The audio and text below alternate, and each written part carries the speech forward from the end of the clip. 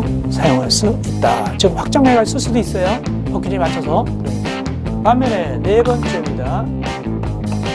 지하층 바다 면적 계산할 때 용종 계산 그 의미가 무엇인가? 2분의 1이 제일 잘 나오니까 지하층 얘기인데 일단 그림 그려서 설명을 드리겠습니다.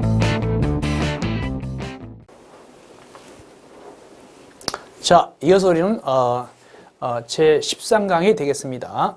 13강은 문제 교재 페이지 81쪽 문제 88번입니다.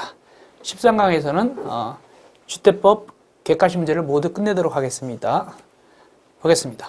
88번입니다.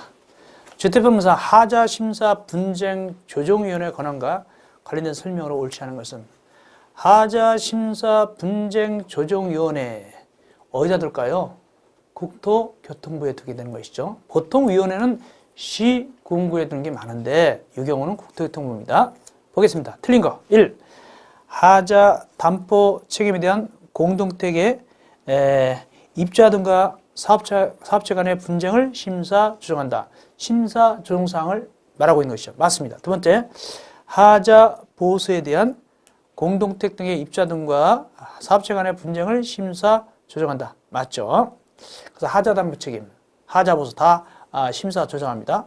세 번째, 위원회는 신청부터 90일 이내에 완료한다. 다만 공용 부분은 60일 내로 한다. 라고 되어 있는데 거꾸로 되었습니다. 즉 보통은 60일 내에 완료해야 됩니다. 60일 내에 완료해야 되고 공용 부분은 90일 내에 하게 됩니다. 그래서 앞뒤가 바뀌었죠. 굉장히 중요한데 꼭 알아놓으시기 바랍니다. 답은 3번이 되겠습니다.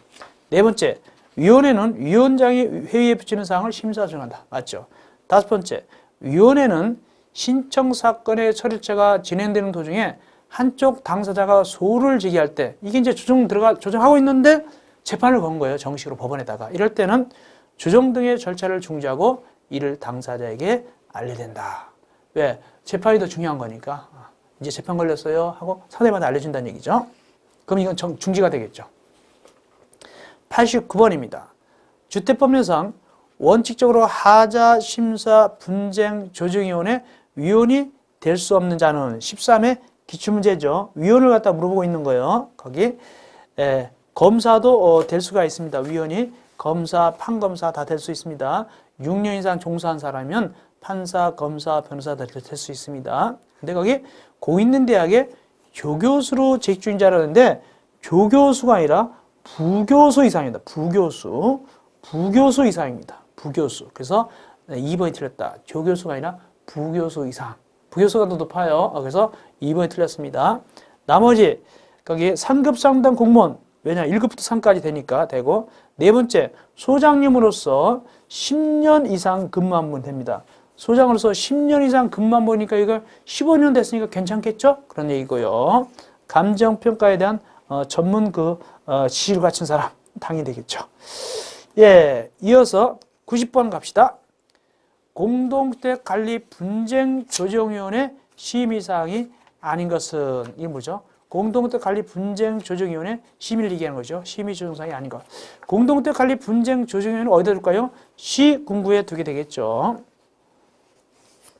그래서 해설도 제가 여기에 심의 조정사항을 기억부터 시효까지 다 넣어놨습니다. 여기를 비교해 보니까 1번 공동주택의 리모델링과 재건축에 관한 사항, 이거 약간 함정 문제죠. 13회 문제인데 재건축은 안 들어갑니다. 리모델링은 들어갑니다. 그래서 1번 틀렸습니다. 리모델링은 들어가지만 재건축은 안 들어가요. 그래서 1번 틀렸다. 13회 기출 문제인데 약간 함정 문제죠. 나머지는 다 들어가게 되겠습니다. 특별히 4번에 보니까 공동주택 갈아열고 공용분만 해당의 유지 보수 계량이 나가죠. 공동주택 공용분만 해가지고 유지 보수 계량이 나가죠. 맞습니다. 이어서 91번으로 가겠습니다. 주택법령상 관리사무소 업무 등 및 손해배상 책임이다. 옳은 것은 굉장히 잘 나오는 문제입니다. 거기 10회 때도 나왔고 92번 보니까 16회 때도 나왔죠. 보겠습니다. 옳은 거.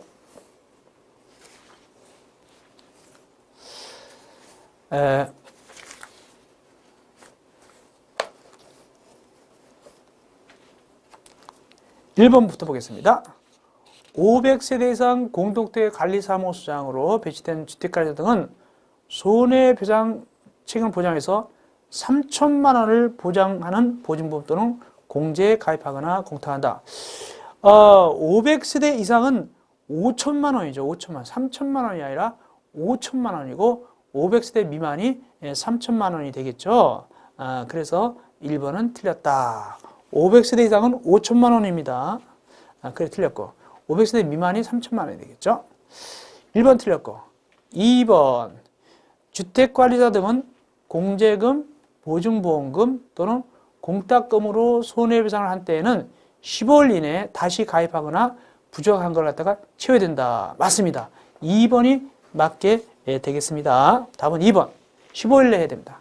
세 번째, 공제 또는 보증보험에 가입한 주택관리자 등으로서 보증기간이 만료됐다. 다시 설정할 때는 그 보증기간이 만료일 다음 날까지 다시 보증 설정한다.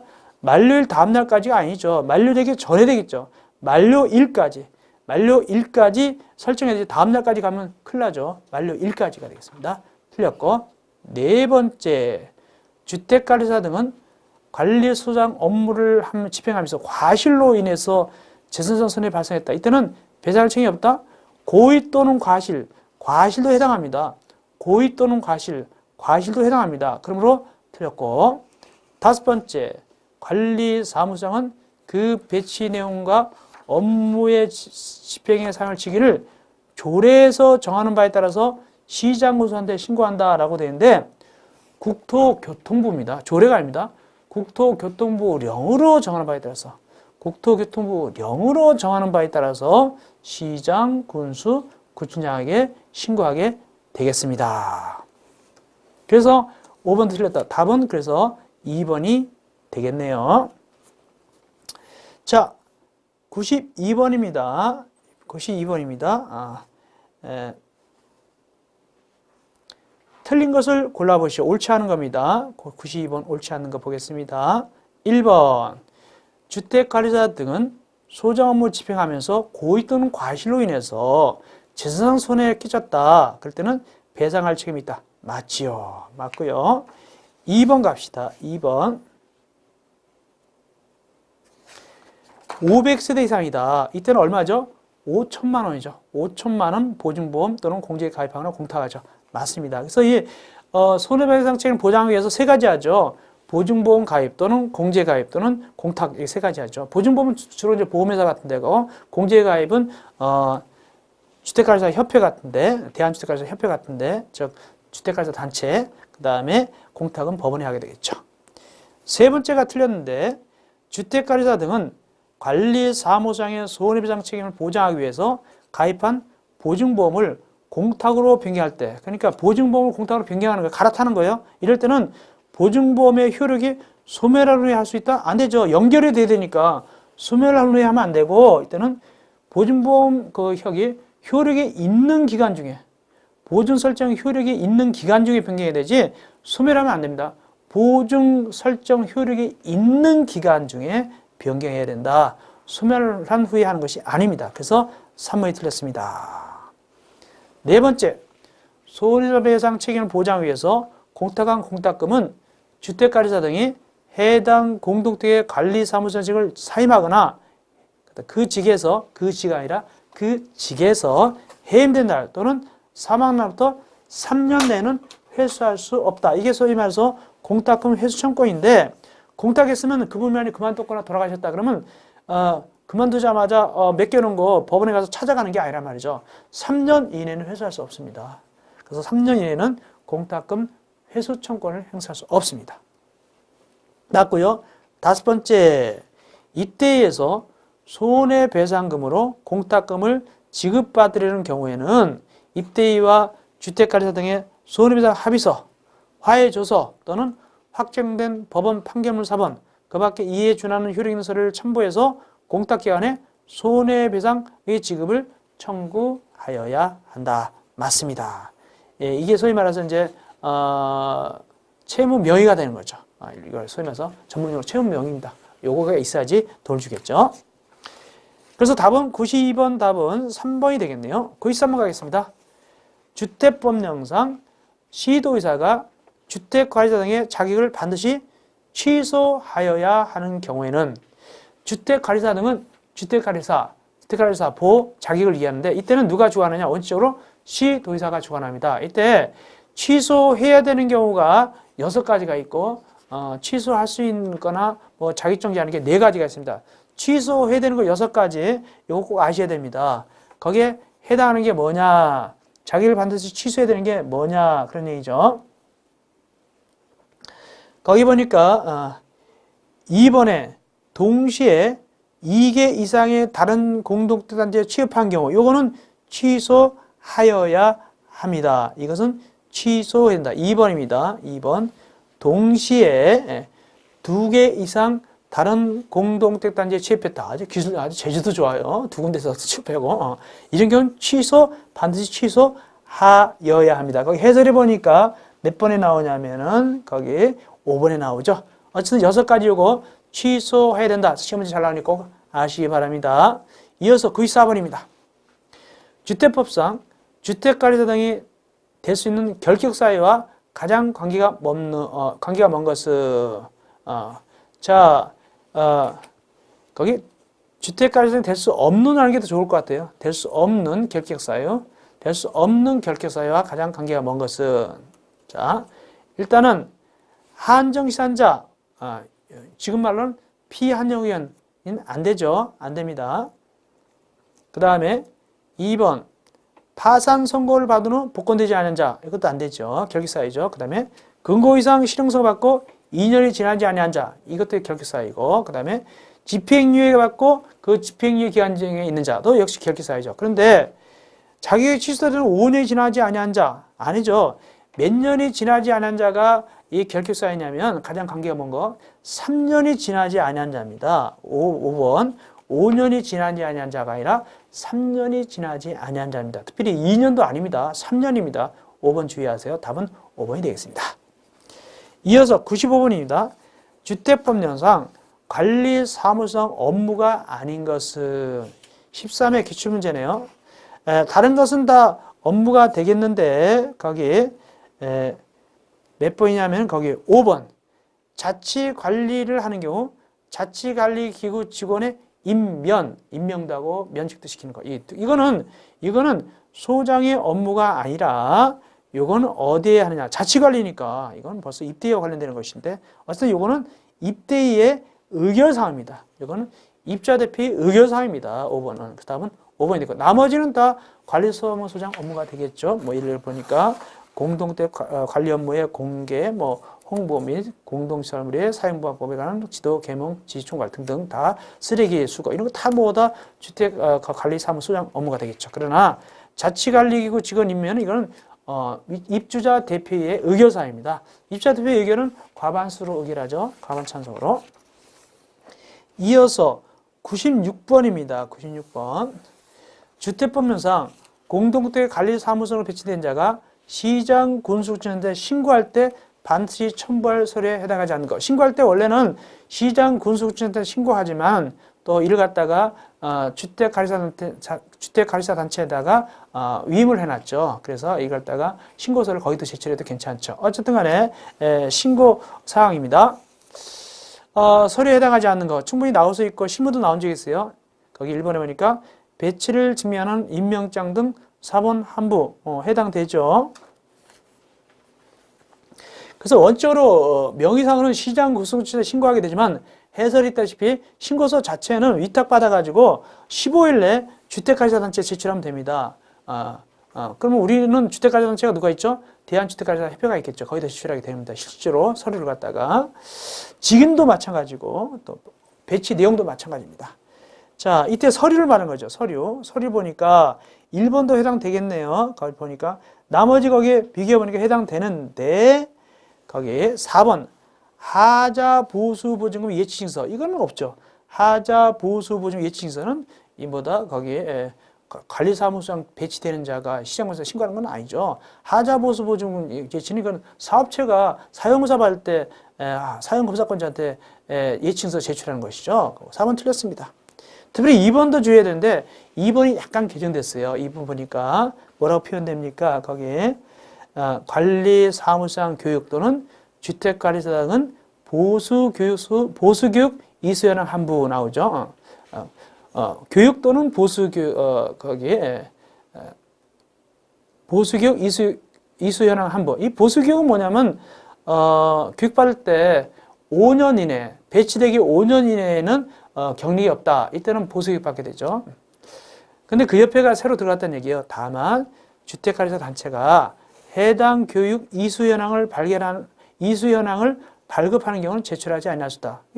주택관리사 단체가 지네가 발급하는 거니까 지네가 알고 있잖아요. 그러니까 제출하지 아니할 수 있다. 이것이 새로 들어갔어요. 그 후반부 문장이 맞는 얘기입니다. 어쨌든 하자 보수부 중 예칭서는 해당되지 않습니다. 97번입니다. 주택법무상 주택관리업이다. 옳지 않은 것은 주택관리업은 한마디로 말씀드리면은 위탁관리할 때 주택관리업자에 의한 위탁관리 때 쓰는 것이고 주택관리업자는 누구한테 등록합니까? 시장, 군수, 구청장한테 등록하도록 되어 있죠. 자, 보겠습니다. 옳지 않은 것을 골라보시오. 거기 과징금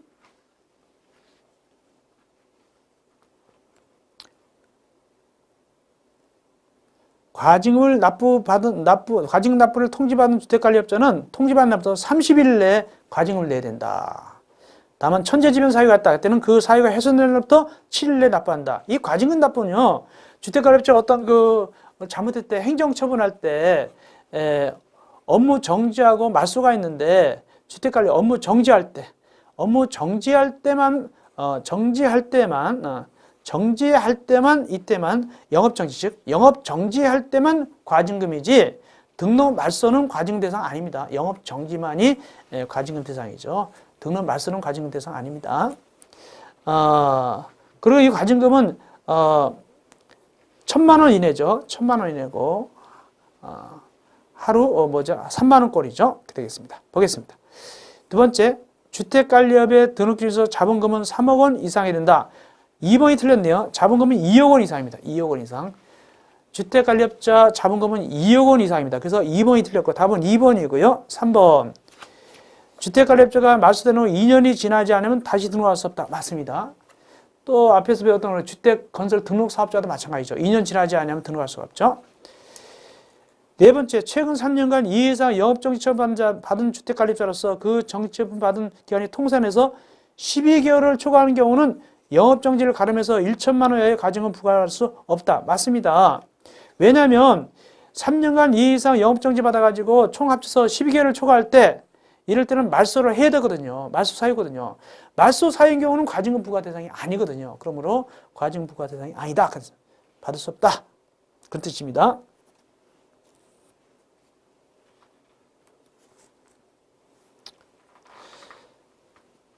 항상 강조하지만 과징금은 말소 사유에는 안 됩니다. 영업정지 이런 데만 되는 겁니다. 5번 갑시다. 의무 관리 대상 공동체 관리를 업을 하는 자는 누구한테 등록한다고요?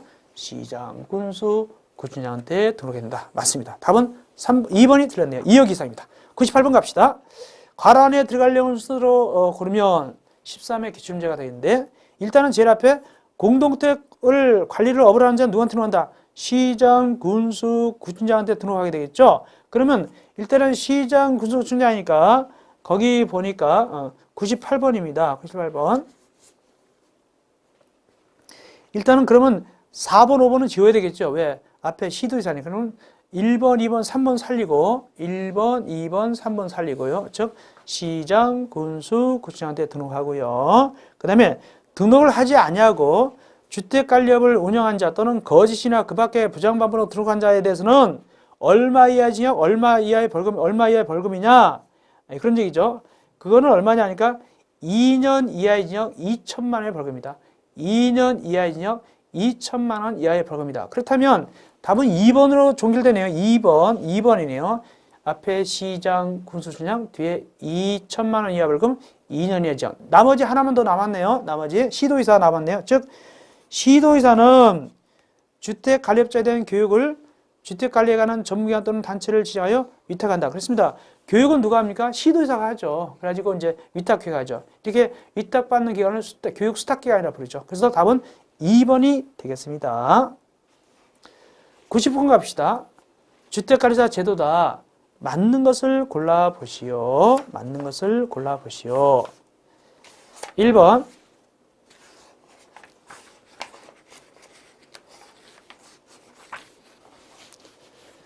주택관리사 등이 자기 취소된 후 2년이 경과되지 아니한 자는 결격사에 해당한다. 2년이 아니라 몇 년이죠? 3년이죠. 3년. 그래서 2년 주의하세요. 3년입니다. 3년. 1번 틀렸고 2번 갑시다. 관리사무장으로 배치받으려는 주택관리사 등이 배치 예정일부터 직전 5년 이내에 거기에 종상 경력이 없다.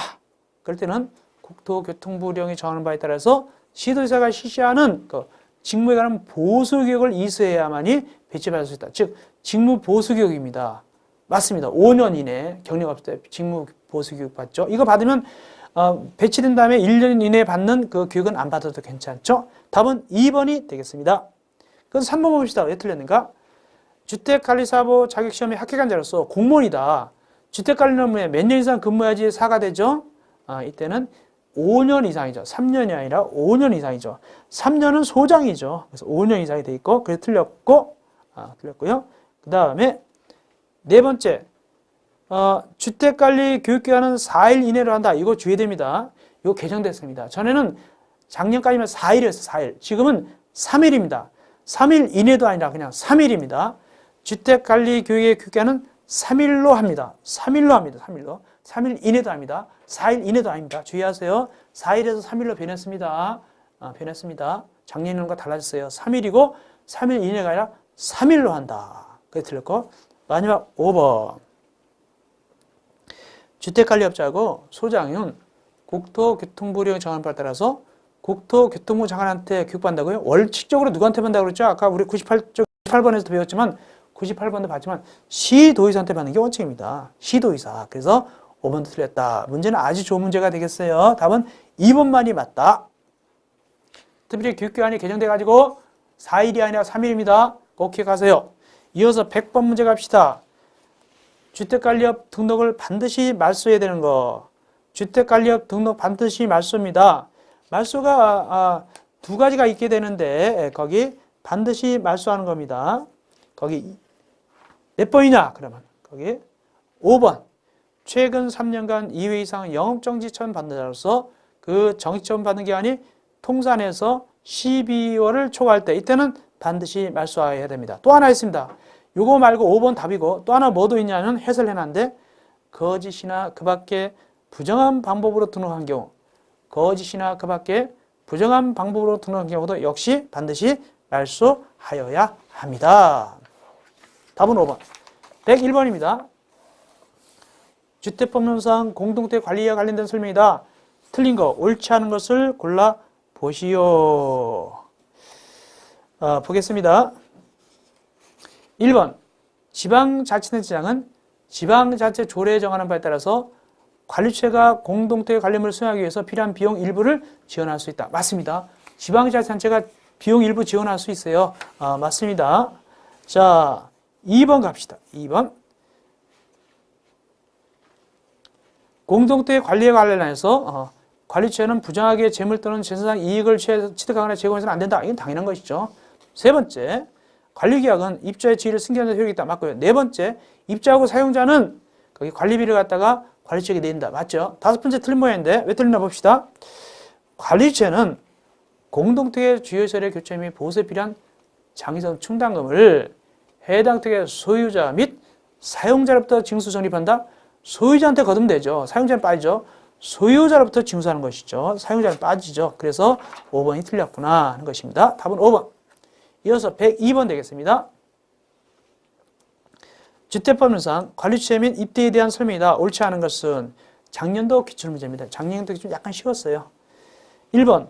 동별 대표자는 임기는 3년이며 단임을 한다. 너무 쉽네요. 1번이 답이죠. 틀린 거. 1번이 답이죠. 뭡니까? 동별 대표자 임기는 2년을 하고 한 번만 중임할 수 있습니다. 그래서 1번이 틀렸다. 너무 쉽죠? 작년 문제였죠. 나머지는 맞는데요. 참고적으로 읽어보시기 바랍니다. 다 맞는 것이니까. 특별히 3번에 보니까 입대하고 관리처는 장기성 계획을 3년마다 검토하고 필요한 경우 이를 조정해야 되죠. 다만 필요할 때는 3년 이전이 되기 전에도 조정하는 경우가 있긴 있죠. 다 맞는 얘기죠. 예.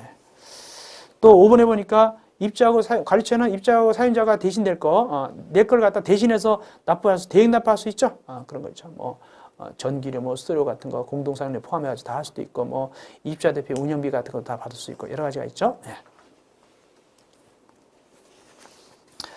이어서 제5장 되겠습니다. 그래서 102번 답은 1번이 틀렸고 너무 명백히 틀렸죠. 작년도 문제인데 너무 쉬웠고요. 제5장입니다. 보측과 벌측 마지막 이제 주택법 마무리가 되겠습니다.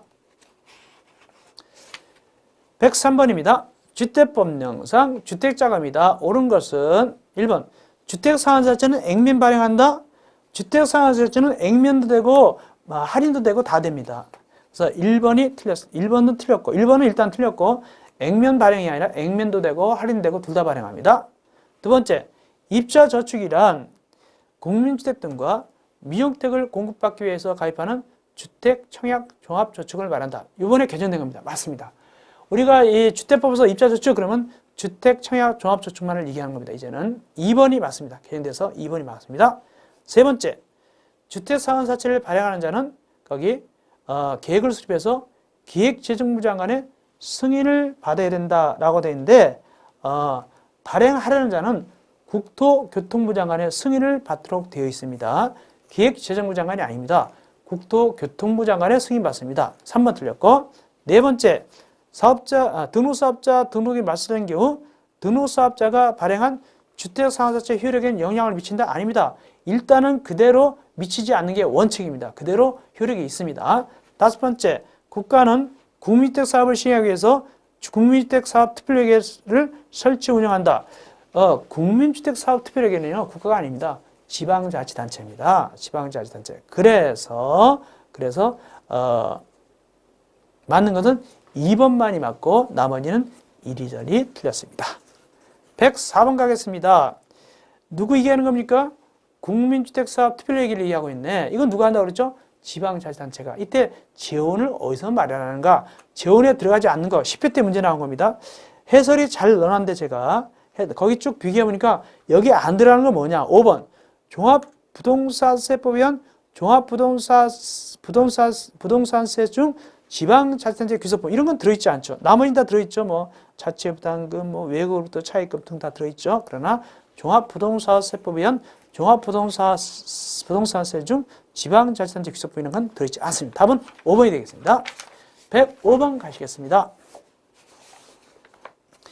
주택법령상 주택자금과 관련해서 가장 맞지 않은 것은 틀린 걸 고르라는 얘기죠. 105번입니다.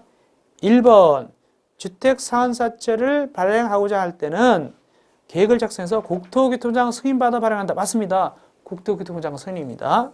두 번째, 지방자치단체는 국민주택사업 특별회계를 설치 운영한다. 맞죠? 맞고. 세 번째, 주택상환사채 상환기간은 3년을 초과할 수 있다. 맞죠? 네 번째, 누가 발행하냐? 주택상환사채. 거기 한국토지택공사고 등록사업자는 주택상환사채를 발행할 수 있습니다. 다만 등록사업자는 조건이 굉장히 깐깐합니다. 조건 깐깐한 건 어디다 넣어놨냐면 제가 해설을 갖다가 103번 해설에다가 그 주택상환사채 조건 깐깐한 걸 넣어놨습니다. 읽어보면은 거기 금융기관 또는 주택도시보증공사 보증받으라. 자본금이 5억 이상인 법인이다. 또 건설산업기법 구조에 따라서 건설업 등록을 한 자일 것, 최근 3년간 연평균 주택건설 실적이 300세대 이상인 자고 발행 규모는 최근 3년간 연평균 주택건설 홀수 이내다. 이런 조건 하에서 등록사업자를 발행할 수 있는 거예요. 그러면 이제 틀린 거는 5번이 되겠네요. 5번 보겠습니다. 국민주택을 건설 공급하는 지방자치단체장은 국민주택 사업특별회계 분기별 운영상을 그 분기가 끝나는 달에 다음 달 20일까지 기획재정부 장관한테 보고해야 된다라고 나와 있는데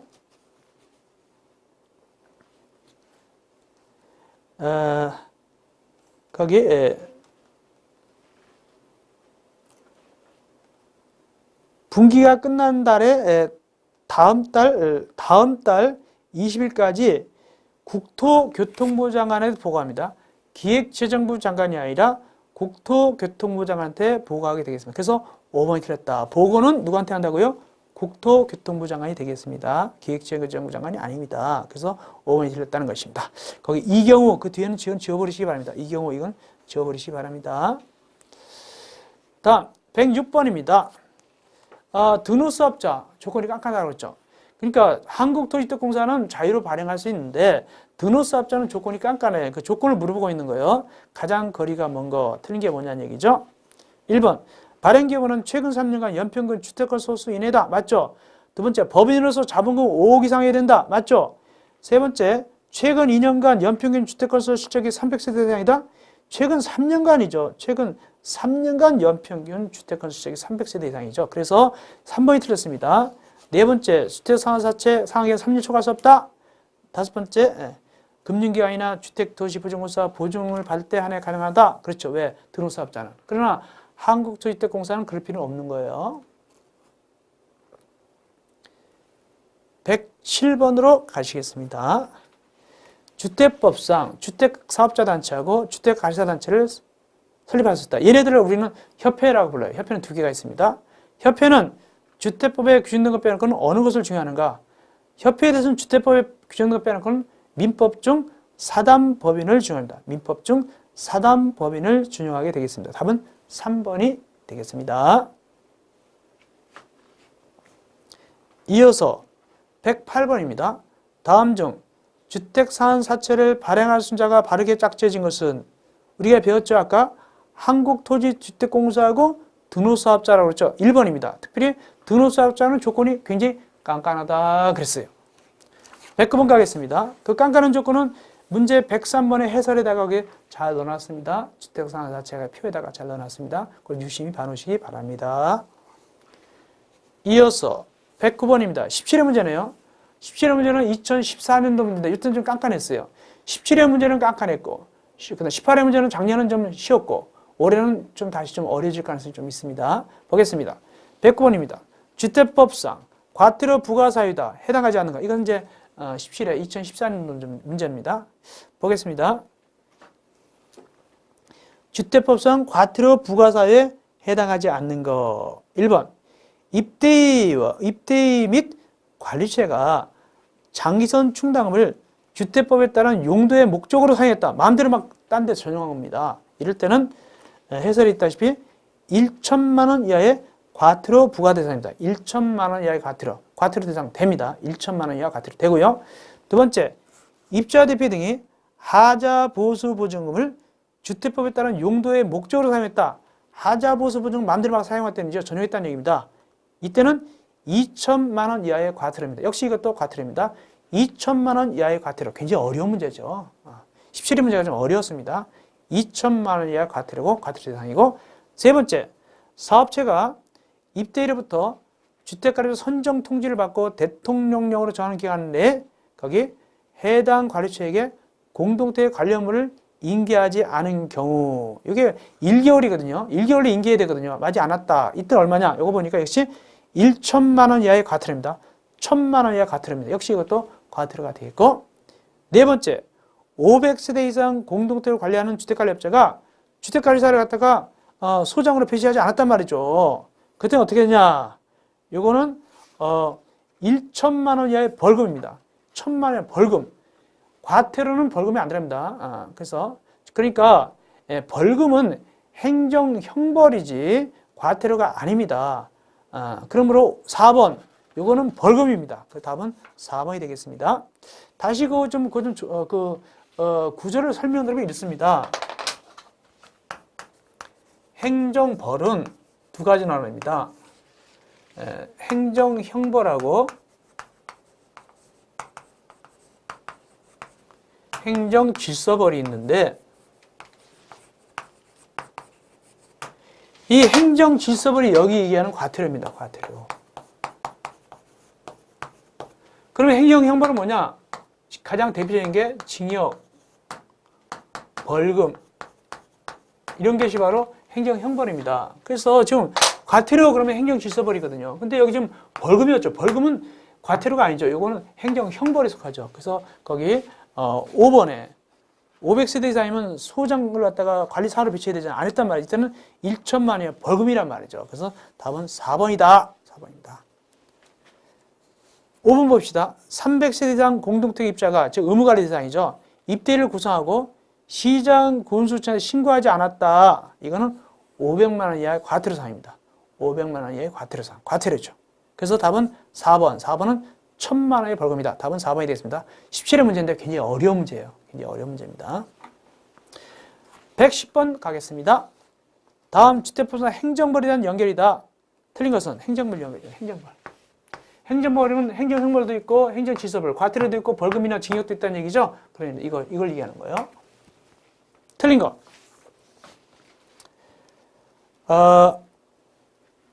1번.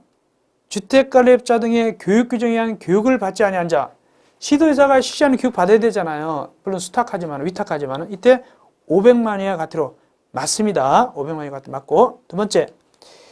입자로 선정된 지위, 분양가 상한제 주택을 전매하거나 이해 전매를 알선한 자. 무단 전매 있죠. 전매하는 거. 이거 3년 이하의 징역 3천만 원 벌금 맞죠? 또 주택공급시설 교량금지 위반, 남의 통장 같은 거 해가지고 하는 거. 이것도 역시 3년 이하의 징역 3천만 원 벌금이고. 예, 그 다음에 세 번째. 수립되는 조정된 장기성 계획에 의해서 주유소를 교체하거나 보수하지 않은 입자의 대표인을 대표하는 자. 이럴 경우는 1000만 원 이하 과태료라고 그랬죠. 벌금이 아니라 과태료입니다. 그래서 답은 3번이 틀렸다. 이럴 때는 1000만 원 이하 과태료지 벌금이 아닙니다. 그래서 답은 3번입니다. 3번이 틀렸고 답은 3번이고. 네 번째. 사업체의 저당권 설정 등 제한의 규정 위반해서 행위하는 사업체 2년의 징역 2천만 원 벌금입니다. 사업체가 마음대로 막 저당권 가등기 같은 거 매매 막 하면 안 된다고 그랬죠. 그거 걸리면은 2년 이하 징역 2천만 원 벌금입니다. 마지막. 공급질서 교량금지 위반, 남의 통장 사가지고 뭐 가짜로 서류 만들 이런 거 있죠. 이거는 3년 이하의 징역 3천만 원 이하의 벌금에 처하게 됩니다. 맞죠? 그래서 틀린 것은 3번 1000만 원 이하의 과태료가 되겠습니다. 마지막 111번입니다. 마지막 문제입니다. 주택법 마지막 문제가 되겠습니다. 주택법령상 과태료 부과 대상이 아닌 것은 거기 1번 입자 자격규정 위반해서 주택을 공급받는 자. 이거는 자격을 위반해가지고 한 것이니까 이것은 500만 이하 과태료가 되겠습니다. 두 번째, 기술 인력, 장비를 갖추지 않고 관리행위를 한 자. 이거는 1000만 원 이하 벌금입니다. 답은 2번입니다. 2번은 벌금입니다. 벌금. 1번은 500만 원 과태료 해설되어 있지만 2번은 1000만 원 이하의 벌금입니다. 답은 2번이고. 세 번째, 배치 내용하고 직인을 신고하지 아니한 자. 원래 누구한테 신고가 되어 있죠? 시장구수구청장한테. 다만 위탁되어 있죠. 누구한테? 주택관리사단체한테 신고서 제출 위탁되어 있는데 이거 안 하면 어떻게 되냐? 이건 역시 500만 원 이하 과태료가 되겠습니다. 다음에 그만한 거. 수립되는 조정된 장기성 계획에 의하여 주요시설을 교체하거나 보수하지 아니한 입자 대표를 대표하는 자. 이거 1000만 원 이하 과태료라고 했죠? 1천만 원 이하 과태료. 다섯 번째. 관리비 사용료 장기순당금을 주택에 따른 용도의 목적으로 사용한 자. 이거 1천만 원 이하의 과태료가 되겠습니다. 그래서 과태료 부과대상 아닌 거 벌금이 거 3번입니다. 2번 뭐다? 기술 인력 장비를 갖추지 않고 관리하는 자 1천만 원 이하의 벌금에 처한다. 2번이 되겠습니다. 자, 이렇게 해서 우리가 주택법 객관식 문제를 다 끝내겠습니다. 자, 주택법은 한 14문제 정도 나오죠. 객관식 한 9문제 정도, 주관식 5문제 정도가 나오게 되겠습니다. 이어서 우리 이제 쉬셨다가 제14강에서는 제3파트, 파트 3, 민간 임대 주택에 관한 특별법 한 4문제 정도 예상합니다. 이걸 갖다가 우리가 공부하도록 하겠습니다. 여러분 고생했습니다. 자, 14강에서 뵙겠습니다.